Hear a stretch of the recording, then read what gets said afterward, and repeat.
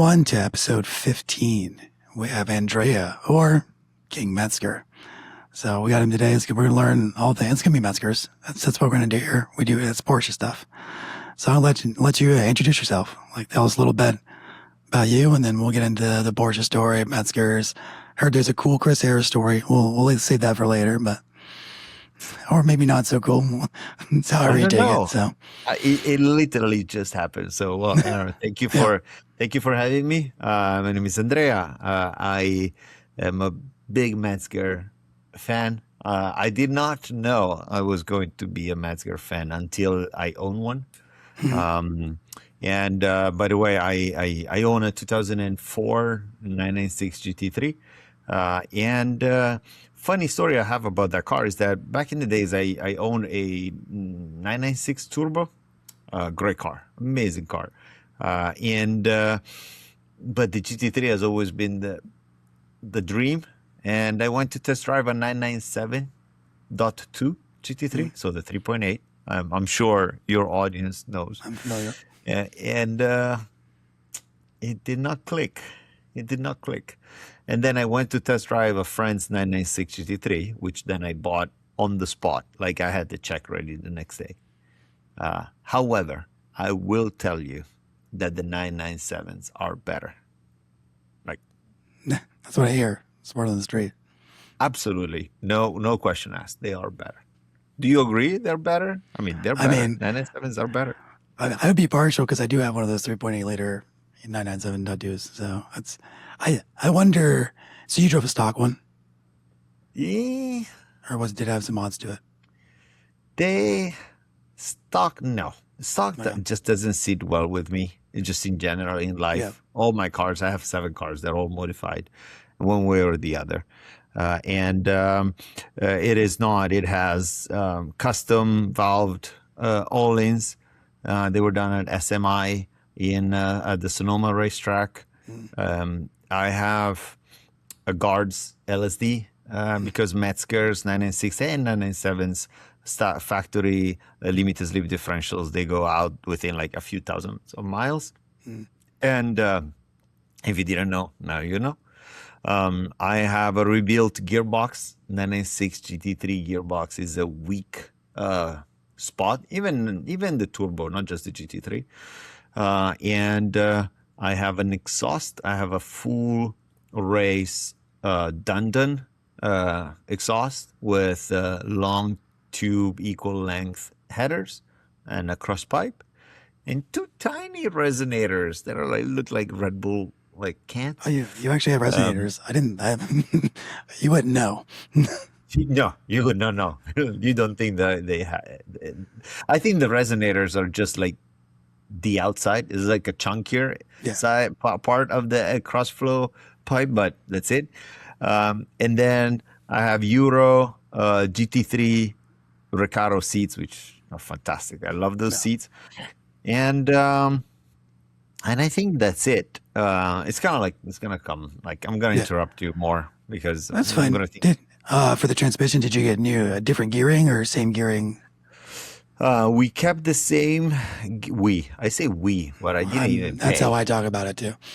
We is like an industry. No, the previous owner just replaced the synchros, and actually, there's gonna be a hot topic, but many people replace the final gear on the 963 to have shorter gears. However, if you install long tube equal length headers, that's a very long name. If you install headers, they usually provide that mid-range torque.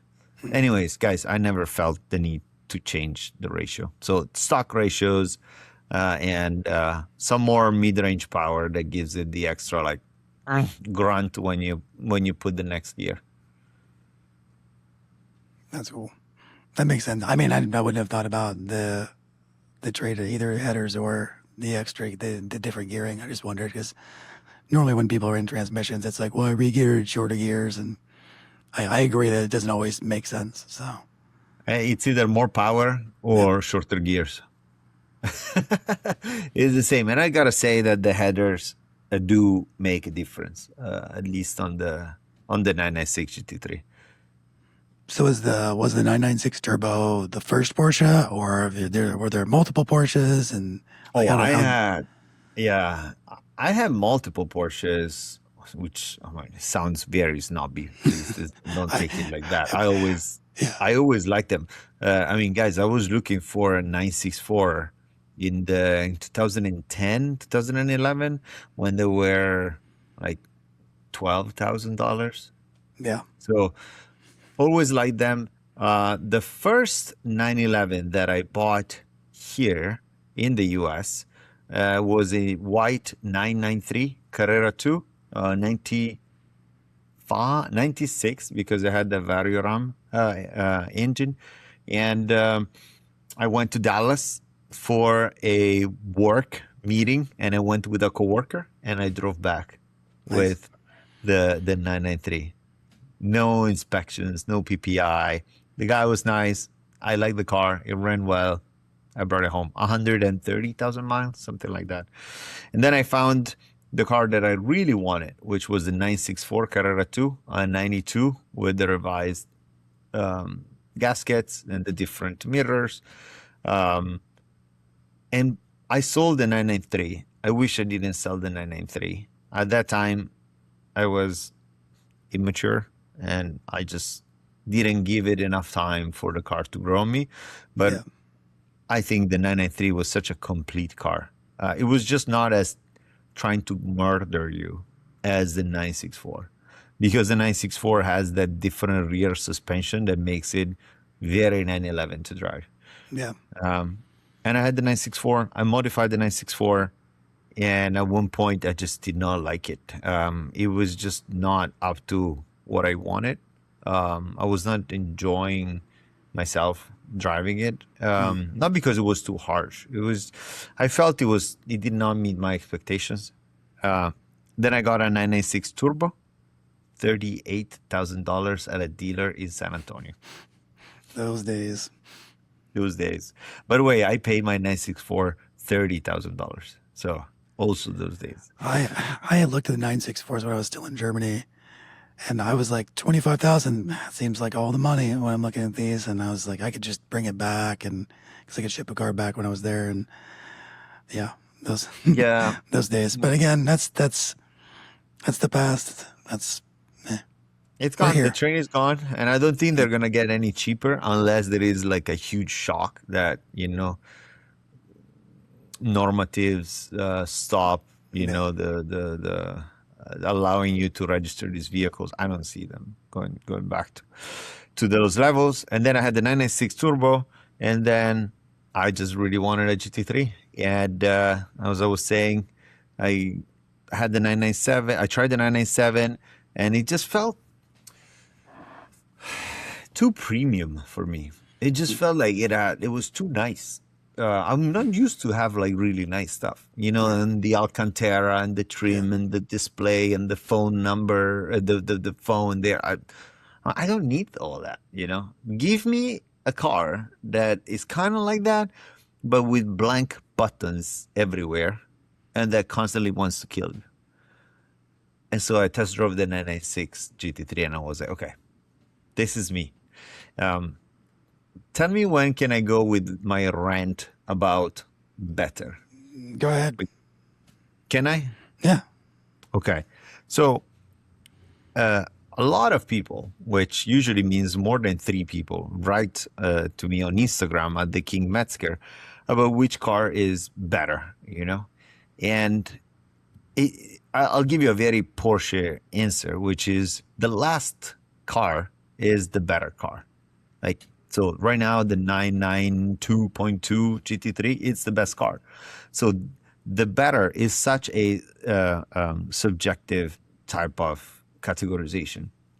And so between the 996 and the 997 is better because it is a better car. It is developed with better technologies, and it's faster. Everything at 9,000 RPMs. I mean, amazing. The point is it better to you? Is it better for what you're seeking? Okay. And I understand that they cost a lot of money and you want to buy the better car. My point is that the better car doesn't necessarily mean the more expensive or the more modern. You need to drive one yourself to feel it, to be happy with it, instead of just relying on like, oh, he said it was better. Maybe to me it's better. To me, the 996 is better. I don't know. I'm sure if I ask you, you're like, no. The interior of the 996 is like way too cheap for how much they cost, and the 997 is better. Plus, I got 9,000 RPMs. He got only 8,400. But there is no better. I mean, it doesn't exist. It's whatever feels right to you.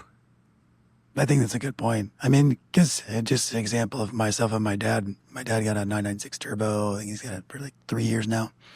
And knowing him, that's exactly how I lined it up. Like he's always been into muscle cars and V8s, and he had a Corvette before that. And so I don't hold that against him, but that's he's exploring life. But knowing that he likes the torquiness, I was like, let's get you in a Mezger thing. That'll be hard for you to mess up.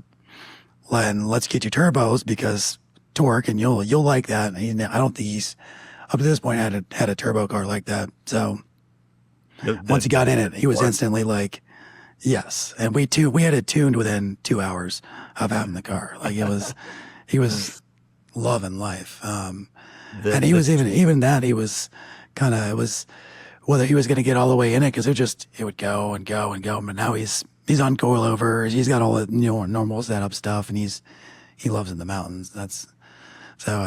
But like me, I've driven those cars. I've driven the GT2. I've driven the 997 GT2. They're cool. The turbo stuff's cool to me, but it's not. I don't know. And the NA power fits me, and I guess that's right. And it wouldn't matter that maybe I would like a 996 more. I don't know. I haven't driven. And that's the other thing too, is seat time. Mm-hmm. Just because you tried it for a day, a week, doesn't mean it wouldn't. You need some time to live with it. So, and you can optimize it too. I mean, you think that it can't get better, but then you go to somebody that knows how to set up a suspension. You go different wheels, tires, like it's all those little things you normally would do to any car back in the past before you were a Porsche person. And this car is 100 times better than anything you decided to build because they led with race car engineering first. And you're right. The newest car is the better car because it's never a revolution. It's always an evolution of the next thing. And they'll tweak stuff and that part number looks the same, but it's actually better, or it's got a different mix in metal or something, and they don't tell you that it's better. Yeah, it is. Yeah. Yeah. And I always say that there are 3 factors, when choosing a 911, a GT3, a turbo, even like a regular 911, right? And so you have the head, which is what you read, the performance, the power, the torque, whatever, right? And then there is the heart, which is your connection, like your emotional attachment to certain features of that car. Whether it is like the 9,000 RPMs, whether because you remember when you saw an ad of this car back in the days. And then there is the X factor, which is seat time, which is when you drive it. You're like, hey, I'll give you an example on the Nissan GTRs, right? I love my emotional connection was the R33.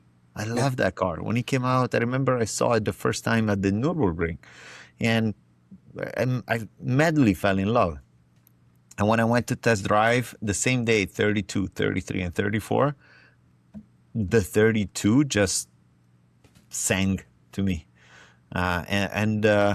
Unfortunately, we try to more and more base our decisions on what we see online on social media. And instead, your butt needs to be on a seat for a while, and it has to click and it has to make you happy, not the Instagram people happy or social media happy, like you. For me, that's the 996. However, I would say 997s are better because I don't want the values of 996 to go up too much. Otherwise, I mean, parts get more expensive. Yeah. I feel guilty when I'm like sliding in around in case something goes wrong. It's just, Exactly. I mean, you know, think about all these people that are pretty much are in a hard place like that with the 3RSs and everything else that just went from being, 160 grand to now almost a million. unreal. 4Os are definitely a million. 4Os PTS, or I've heard tradings and dealings in the Middle East that they were going for 3 or so. Unreal. And And it's crazy. I, I know Chris Harris, famous UK journalist. I like him very much, and I always thought he is the best at describing how a car feels. I still have very vivid in my head his video of the Camaro Z28, which I had, versus the 997 GT3, and my God, fantastic video. And but now he's promoting 996s, and he had made a T-shirt with 996s, and I'm like, no, please stop, don't do that. Like, I don't want the values to go up. And I actually saw today, so I'll tell you the roasting story. I saw today that classic cars, like a UK auction website, posted a video of Chris Harris 996 GT2 Mezger rear-wheel drive, doing basically a long like power slide on a helipad. Okay. And something that it really bothers me is letting things go when they're not right. And the caption said, Chris Harris properly driving his 996 GT2 now on auction at blah blah blah. That's not properly driving. Just doing donuts. Doing like a long power slide, not donuts, it's just like a long power slide, is not properly driving a GT2 996. I mean, I'm sure Chris can properly drive that thing on track like a madman. And so nothing. I posted like, I don't think that's properly. You know me, I cannot shut up. I should shut up. I should just like close Instagram and leave, but I can't. And I'm just like, I don't think that's properly driving, like skidding around a helipad on a GT2. That's my opinion, okay? Then you could have it. Yeah. And and Mr. Harris replies saying like, I'll make sure something around. I'll make sure I put the name King. My username is the King Mezger. Make sure to put the name King in my next time I write something to elevate myself. Except you've been the King Mezger for how many years now? Since I got the car. Yeah. And also, my name is not because I am the king. The Mezger is the king. Yeah. It's the king of engines. It is the best engines ever developed by our dear and gone Hans. Through the year, evolved in the 4.0, but it is phenomenal. And that's the king. It's not me. It's the engine. Yeah. Anyways, I got roasted by Chris Harris, and I just said like, hey, I think you could do better than a helipad skidding, but the roasting has happened. So, hey, I got a reply from Chris Harris. Hey, he probably did this to me, but probably, can I do this? Oh, it's fine. You can. I mean, he responded. Okay. He responded, and that's, I mean, maybe that was enough then to know, like, all right, well, I guess you do care. I guess, but I mean, I was able to spark a reaction. So here we go. Now you have the King Mezger being roasted by Chris Harris on August 4th. Breaking news. Breaking news. But I don't know, I forgot that I also have another Mezger. I have a 1967 911 that I am restoring after painfully being misled by a shop that had it for 2 years and didn't do anything. And unfortunately, we have restarted from scratch, basically. I say we, but I just paid the bills. Yeah. to fix it and to put it together. And so that car will live with a 2.4 Mezger engine, Nice. about 180 horsepower on a short wheelbase engine, and hopefully will come next year. Yeah, unfortunately, that your shop story is you're not the only one in that situation for a lot of people. At least I have a few friends that's been in that same boat where things are supposed to be getting done, not getting done, and Lies to me. It was yeah. But I do want to touch on another topic related to Metzgers, and I think this is a very important one. How old are you? I don't know. 41. 41. So I'm 45, and I want to say that the Metzger engine should be a prescription, because for people over 40, it has an incredibly positive effect, relaxing effect. It's better than taking any pills that you can take to go for a drive in a Metzger. And I find myself that I need it sometimes. Like, I really need to drive my GT3 to feel better. And I've never been upset with anyone after I drive the GT3. And there are days that I drive it to work. Yeah. Because I need it. It should be a prescription. That is funny. I mean, that's true though. I mean, I think that, I don't know if that's just the Metzger, but I would say probably more than likely, that it's just more of a meditation, especially for car people that don't. If you don't meditate, you do. If you're in the car, if you take that long drive or that nighttime run or just, yeah, I mean, it always helps. It's true. It's not just the Metzger. I mean, I say Metzger because to me, I have a calling to I mean, to drive it's it. just so good. It really is. And I know we're talking to this, to the group of people that are, driving them more than likely. I mean, but if you're not and you're aspiring to get one, I mean, it's the race car feelings. It's all those feelings that you said, that and the intangible stuff, and you don't realize that it needs to be connected the way it is until you're in it. And you're like, all right, it just makes too much sense. And it just gets better. The more and more you learn the dance, the more you trust it, the more Yeah. that it's not going to kill you. That it's going to kill you, but it's not going to kill you. And then once you get that line and you can just press it, it all makes sense. And I completely agree. One thing that I would add is there are some cars that I call incremental cars, because every day they are a tiny bit better. Okay. And you don't perceive that tiny bit. Like, to you, it's just like a normal day with that car. And to me, that was the 996 Turbo. Because when I got the car and I drove it, I was like, this is fine, but it's fine, And a week after I sold it, I was desperate. Mind you, I had a 996 GT3 that replaced it, but I was desperate because I loved that car to death. It's just I didn't realize how much good of a car it grew to be for me with the couple of years that I've owned it.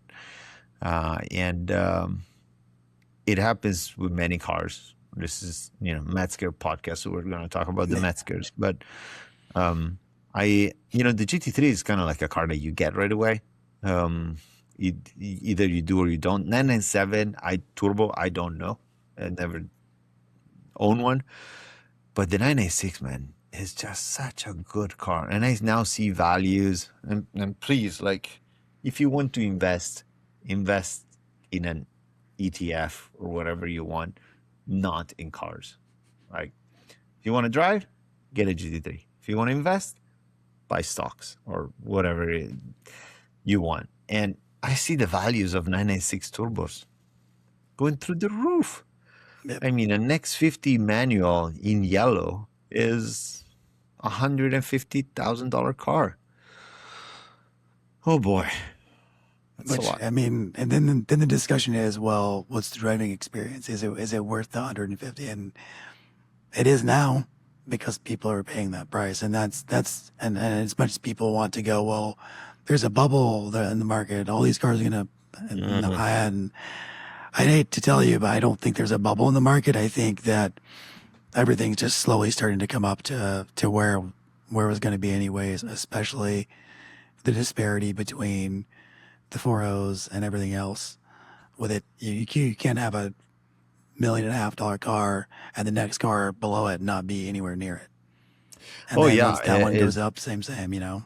that's right. It is the top dogs that are like bringing up Yeah. the whole market. Even even the Ferrari 360. Yeah. Those have gone A crazy. gated manual Ferrari 360 coupe is now a $350,000 car. And it was not even near that just a few years ago. No, Not even close. last year I had mine for sale for 140, and somebody lowballed me 125, and I was like, you know what? No, thank God I did. I wish I could see that guy now. That's a good move. You're like, yeah, you know what? I'll just hold on to it and see what happens. I mean, And the guy I had it on consignment with, and that's also what I say to Porsche GT3 buyers, owners, and I'm like, look, if it's not like the most recent ones, because those are a different market, but even an old one, buy it. If you don't like it, think, always factor that you may be losing 10% of the value. Okay. Yeah.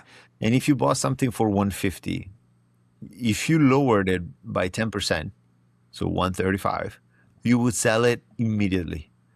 And is the experience worth $15,000? Like owning it for a while and then selling. The reality is that very likely that value is going to go up when you decide to sell it. But I don't want to talk about it because otherwise it sounds like it's investment. These are cars. You're supposed to bring your ass from point A to point B or back to point A. Like quickly they're not and supposed to fun. be investments.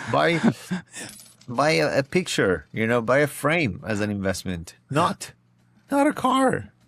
But I think you can only, the way we talk about it too, and we have to frame it. I don't think all cars, and I know the Ferrari is somewhat of an example, but I think Porsche has just been in a weird market where nothing is depreciated for a long time, and that's just happens to be the topic of conversation. If it had been a regular market flow and we'd have, valleys and peaks and all that stuff, it'd be a different story. But if it continues to rise, I think people just, and then that is a sad part, and you brought it up earlier, is once they rise, people are going to stop driving them, and that is the best part about the car.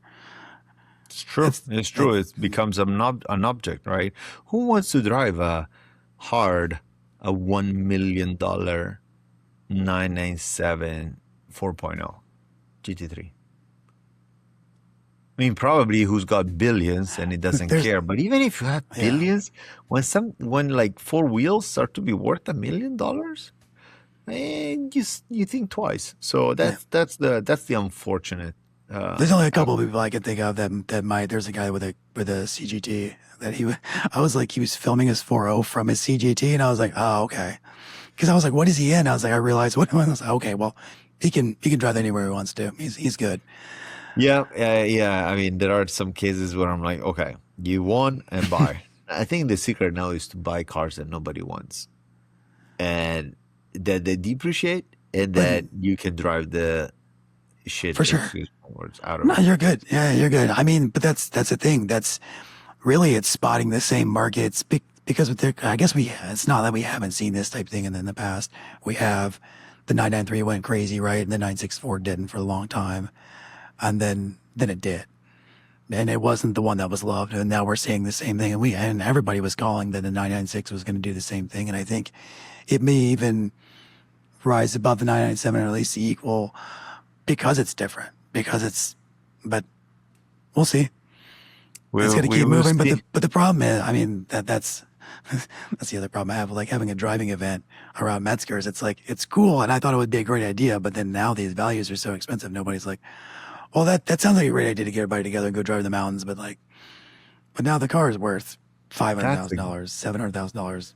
That's a great point. I mean, you're starting to have, going from like a couple of $1 million in value to like double-digit millions of dollars in value on the road, and Insurance, I everything. Like the now you gotta have to insurance. have it. You have to have agreed value, and if you don't have agreed value, you don't know what agreed and stated value is. You better learn, figure it out, and then make sure you know you're and you got to keep adjusting that too as the market fluctuates because you don't need to be on the road and get T-boned by a Camry because you're out there enjoying it, and all of a sudden you got it insured for 130, and now market was really at 260, and there's no way you're ever getting.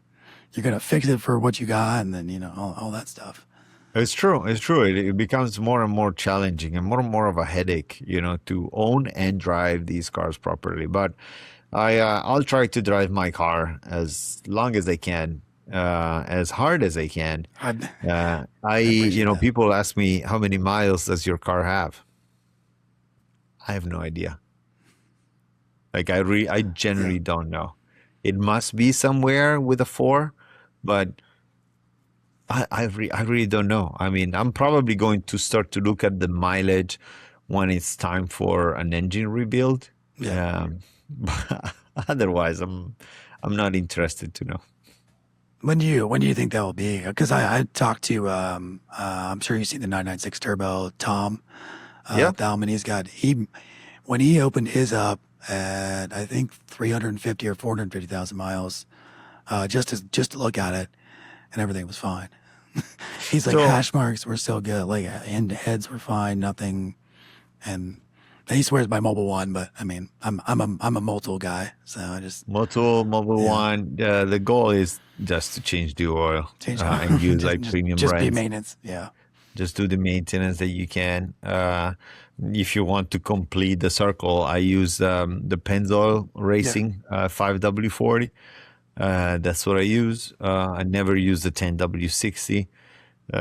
However, this and Tom is very knowledgeable, and there are many folks on Rent that are knowledgeable, but I do think that 140,000 miles, it is about the time, 120, 140, is mm, about the time when you want to start to refresh your Metzger, whether it is the turbo or whether it is the GT3. The 120, 140 I've seen it mainly on GT3s. Turbos, I can't comment.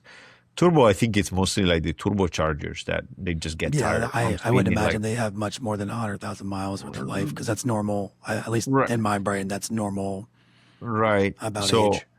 and I think, yeah, a GT3 is, I think, usually higher revving, more stress, higher compression.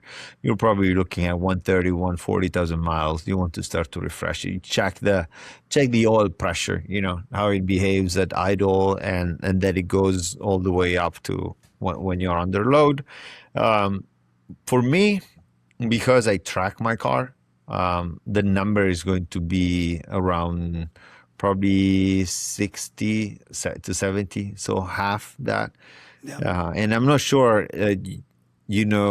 the power on a GT3 Cup car. So the GT3 996 GT3 Cup engine Mm, is identical to the street car, but they do have a hourly type of refresh rate okay. needed. Yeah. I don't know how many hours on the track. It's Every probably every 50 or 60. It's what I would assume. Maybe because I think that maybe I think 60 sounds right. And I know because I know the newer 991s are more closer to like I feel like an 80. But still, like Okay. even the refresh on those, from what I've been told, is if you didn't refresh it, you're only between races. It's a loss of like 5, 10 horsepower or something like Thank that. you. That's what I wanted to say. Is that, I mean, if you don't rebuild it, you're just not as competitive. Yeah. Porsche tells you to win races, you need to rebuild it every hour. Um, but again, it's just a masterpiece of an engine. Just keeping an eye on it, changing the oil frequently. I change the oil every 2 track days, or Yeah. every 2,000 miles, or every year if I don't drive the car as much, and keep an eye on the oil pressure. But other than that, I mean, I think I mean, I think going 140,000 miles on a GT3 engine. I mean, sure, when the bill comes, you don't want to pay it, but You got your money's it's worth. 140,000 miles. I mean, like talk to a Ferrari owner going like 140,000 miles on, because the engine is just like at the same level of complexity and stretch. And so I don't think it's too bad. I mean, there's two schools of thought, and they're both race driven, and then one's going to make it to 140,000 miles. The other one's going to might be struggling at the end. That's true. I haven't really thought about rebuilding, but I mean, I wouldn't be there. I'm at 67,000 miles, I think, on mine, my 997.2. So, but I mean, I know that it can be a reality where I'm going to need to eventually, but if I'm at 140, 150,000 miles in that car, that is going to be awesome, because that means I put how many of those? A ton of those miles. So, Exactly. No, I mean, again, be okay. Set aside like a few dollars. But I'll tell you this funny story, Aaron. From do you know Scott in Arizona? He has a yellow 996 GT3 and a 99 no red 996 GT3 and a yellow 996 GT2. Super nice guy. Super nice guy. Okay. And we chat sometimes, we text. I feel that birds of feather Metzger together. And sometimes we text, and he goes like, "Yeah, I'm rebuilding my 996 engine." I was like, "Okay, how many miles did you have?" I forgot. No, near close 140,000 miles. yeah. Yeah, no, I'm rebuilding. And so I start to freak out because he likes to drive his cars just like me. And so I'm like, man, is this something that I should be looking to and I have ignored because I don't want to spend the money? It turns out that he got a good deal on a 4.0 PNCs and an upgrade. Yeah. And so he wanted to install it. And so basically he convinced himself that he needed a rebuild. He goes like, yeah, my oil pressure, at idle is like a little bit below the 2. And I go, okay, my car has always had the idle below the 2. And he goes, yeah, but sometimes, it doesn't go all the way to 5. I go like, oh, it doesn't get full oil pressure? And he goes, no, it does. It's just sometimes. Like when? And I kept on pressing him. Yeah. And he would be like, well, I just got a good deal on a 4.0 and I want to put up a 4.0. Okay. So that alleviates all the worry right there. Like, all right, so it's not your motor, it's you feel like you need a 4 liter.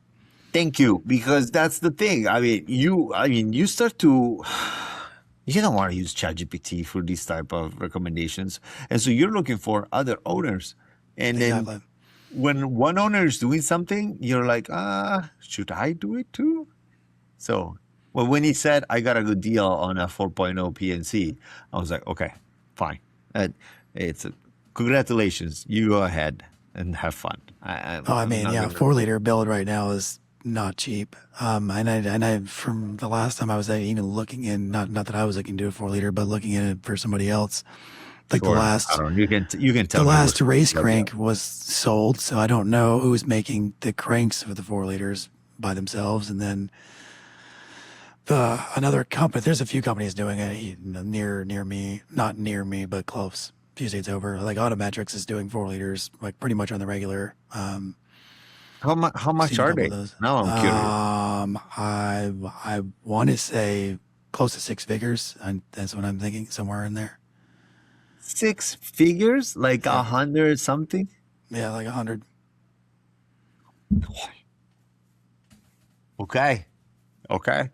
All right. It is But the what it crazy is. part is, so if you had that, I mean, I don't know what Porsche Motorsport North America is charging. I don't know. I mean, I guess they would do it. But I know just for refreshes on the current cars, I think it was like 50 or 60 grand for them to to do the full rebuild and certify and everything. I mean, if that's, I don't know if they would do it for any car. I don't know if you have to, if you could sweet talk them into doing it for a Mezger or not. But somebody like that would be, I mean, 50 grand. I think 50, 60 grand is probably the actual going refresh rebuild rate. Is what I think. You know, I am thinking that I'm curious to see what is a monthly racing refresh, Oh, that's a good because question. We can ask. you know sometimes there is a quite a significant delta between doing stuff here in the U.S. and Yeah. doing stuff in Europe. We can So we can ask Giannis from 9FF. He would that's know. right. Yeah, he was telling me he's done 30 or 40 motors a year or something like that. Which I was so he does a lot of rebuilds. And I mean, that's a good source. And maybe, you know, instead of organizing trips of Americans going to Europe, we yeah, we organize do trips of Europeans. engines Oh going yeah, to that's Europe. true. that may be easier to do. Yeah, they'll fly easier. They can go freight. Yeah, good. You don't need to feed them. They're not picking Yeah, on hotels. So no, that could be the one. they could be expensive though on the feeding process. That per liter price over there is That's no. right. That's right. That could be a business. But hopefully my rebuild is far away, even though, as all our Metzger owners listener will know, every time you start a Metzger, especially a 996, after you haven't started it for a week, the clunk, clunk, clunk, clunk, the Oh, marbles in a bucket noise. yes, that and you look like you're part dragon with the amount of smoke that's coming out of the back of there. Yeah.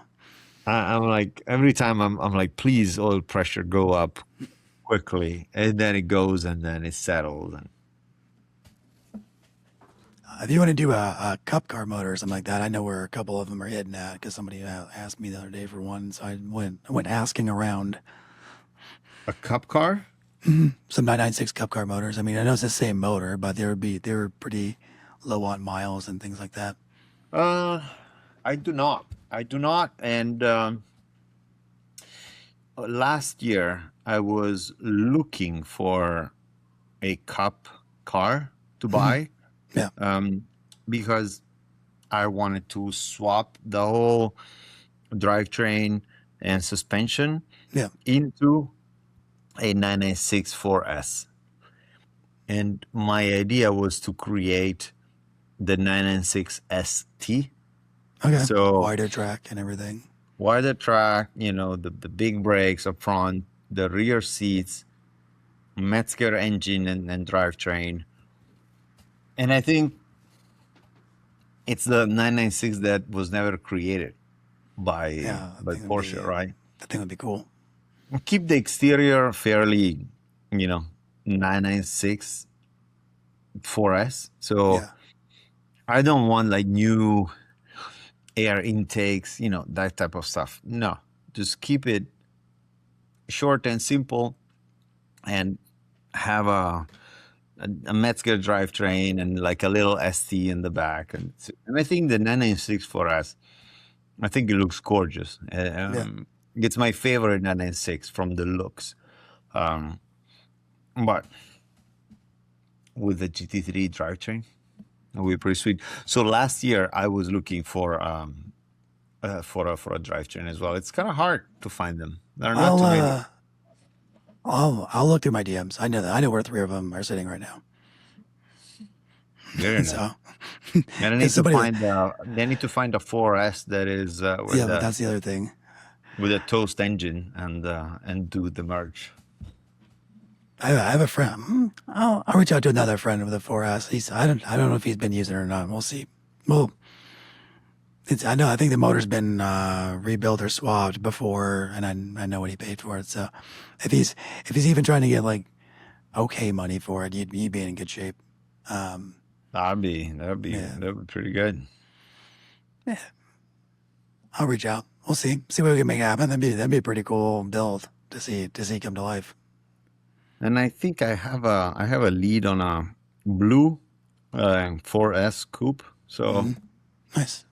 it would be a great way to burn my retirement money. And it seems like a good marketing opportunity, right? So, Right? Oh, so I mean, I think we talked about. I mean, I was interested. How you got? I mean, 996 turbo to GT3. That makes sense. Your Porsche story. I mean, like, as always with most people, it never starts at. Well, I got a Metzger. It's normally there's a walk to it from somewhere. That's the same thing for me. I had a 944 for all mhm. of a few months. I was promised the timing belt was no big deal out there, that it was broke, and then I had to replace all the valves and redo the head, and Oh, that sorry. was all That's so fine. And painful. then, well, it caught on fire. That was the bigger part. Um, Driving in, and Okay. just all shut off, and then flames came up under the instrument Oh, cluster. that's scary. Yeah, it was. I got out. It was fine. But yeah, so that for me put Porsche on a pause for a second. I was like, all right, I'm gonna chill. I was like, I thought a little bit like vintage-ish car would be Yeah. cool, and then I was like, let's keep driving the Volkswagen for a little bit longer. So, but yeah, that moved into the C2 eventually. So it all worked out. And Yeah. now, Yeah. It did. I did. If it wasn't a Porsche, what would it be for you now? that's a good question. I mean, I think I would have. I honestly, now that because I've looked back at all this mountain driving, I might have continued on with the Volkswagen track. I probably would have found a Mark IV, Mark 32, because that was like the pinnacle. Because I had the GTI at the time, so I was like, oh man, that's got to be the best experience. All-wheel drive, Yeah. VR6, Wookie noises, So I it's remember I had a friend who had an R32, mm, not the very first one, the yeah, second one. And that thing sounded amazing. It mm, did not go anywhere, like no power, yeah. like zero. But while it's like my Ferrari 360, it doesn't go anywhere, but the sound it made was fantastic. I think you might A be good able to car. add a fourth thing to your list of like feels, and that's well, definitely. I guess maybe it's non-tangible because it's definitely tangible. Is the sound the Metzgers make? That is one tantalizing noise that happens. I mean, I think that's what I bought mainly was the sound, because that is Yeah, just yeah, no mufflers and just all the it goodness.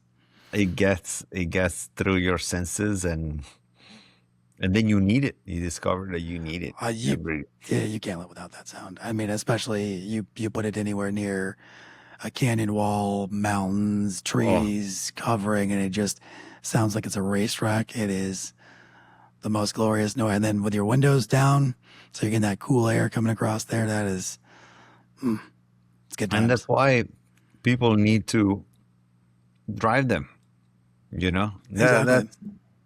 and if they don't drive it, people don't see them, people don't desire them. The legend dies. And so uh, yeah, I try to push people to buy them. And every time somebody asks me like which GT3 should I buy or which Metzger should I buy, I always tell them it depends. What are you gonna do with it? Oh, I That's just want true. to own one. I was like, that's lame. Get one, whatever. Then you're like, well, I don't think that's the car for you. Yeah, yeah. Why don't you go to Sotheby's and buy a painting from somebody? I mean, it's the Yeah. same thing. So, Sounds like you're a if 99. you It's like you're a 992 buyer. That's what I've just immediately move up. you Sounds don't like you need need a a new car. Metzger. This Yeah. is the door. Thank you. Have a great evening. Exactly. We have two Yeah. paths. You are not on this left path. You're going to go to the right. Thank you. But Because you're going to yeah, want to. yeah, Yeah. So you're exactly right. I mean, I think you have the 963 owner, more hardcore track. I don't really care about like refinement or anything like that. 997, I do care about some refinement. Hell, I'm paying like $160,000. I need, something nicer. 996 turbo is like I just want a turbo Metzger and just all around a great car to drive and to put miles on it. 997, I can take my wife with some trips. mm, It's just a nicer place where to be, and it's an all weather type of car and go cross country and you're gonna ride fresh. So, and of course, GT2, 4.0. Those are a different level. But the other big separation that I see in the Metzger world is the 996 is, I hate myself for saying this, but it is the full analog, because it does even the all-wheel drive of Yep. the 996 turbo. You just remove the front axles Yep. and It's become the rear-wheel mechanical. It's drive. not. Yeah. There's no electronics with it. Whereas on the 997 turbo, there is a computer that is managing the traction, because it's a better car. It's a smarter. It's more evolved. And That's what so we should say. It's not better, just smarter. Maybe that's what we should just leave yeah, with. it's Smarter. smart. But I say it's better so that the Yeah. values stay down. That's my Exactly. goal. You don't want to easily be, a GT2 conversion with just taking that little half shaft from the middle and 10 bolts for the 996 turbo, Don't want to do Yeah, that. yeah. You add a limited slip differential and you're gold. Yeah. I would say that after driving my dad's car for a little bit, like that turbo power is addicting, but for me, I just don't know that I'd want to drive because I'm tracked lightly. I mean, lightly, Yeah, but more mountain driving. And I don't live near mountains, so so I drive it to the mountains. I don't trailer it. I drive it 6 or 7 hours up there and then go drive for a few days and then come back. So that's where the miles get. I mean, it's road miles, it's mountain miles. It's just enjoying the car. well, you drive it, but at least And you it's drive it. and doing it in buckets, and the buckets are fine. You don't have to have the sofas. The buckets are perfectly okay. The buckets are really good. I mean, they are really, really good seats and comfortable. And Well, they're also love my Recaros. How can they not be good? I mean, I mean, that's if no one knows. I mean, I feel like they're modeled so much more after a pole position, as comfortable as they are. They have to be something like right off that. They're good. Exactly. They're fine. They are fine. Well, I don't really want to take up any more of your time, Andrea. I mean, I can talk Mezgers as long as you can talk Mezgers. We'd be here all day. I know. Doing Me too. And I hope to recover physically after Yeah. my accident so that I feel good about driving and I could join you guys for one event. Oh, yeah. But this was fun. And it's so refreshing to be able to talk to somebody who also understands these cars and the differences. I know this is like first world problems, but there are so many people now getting into Metzgers that don't really understand the different types, and they just talk because of stuff that they read online. Yes. Again, they see it, and so see it online somewhere, so they think they know it, or like, yeah. So they know immediately, right? They think they know. So it's just this was very pleasant. So thank you for having me. Thanks for being on, man. Enjoyed it. Thank you. All right. Bye bye. See you.